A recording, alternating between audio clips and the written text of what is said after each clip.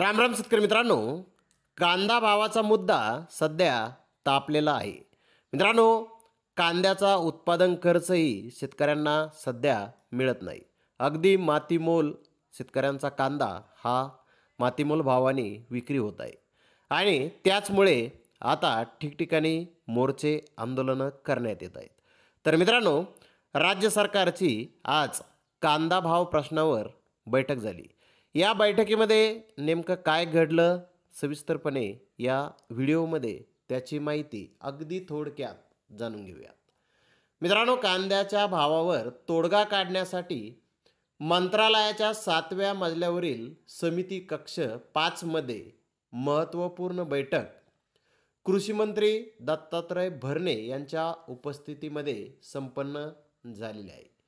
या बैठकीत मंत्री भरणे यांनी शेतकऱ्यांनी उत्पादित केलेल्या कांद्यास जास्तीत जास्त भाव मिळावा यासाठी उपाययोजना कराव्यात अशी सूचना पणन विभागाकडे केलेली आहे. या बैठकीमध्ये कांदा दर, कांदा आयात निर्यात धोरण, कांदा लागवड कालावधी याविषयी सविस्तर चर्चा झाली.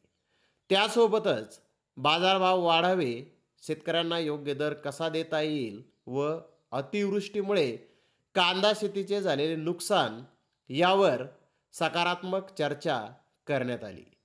या बैठकीत पणन मंत्री जयकुमार रावळ यांच्यासह कृषी तसेच पणन विभागाचे वरिष्ठ अधिकारी या बैठकीसाठी उपस्थित होते.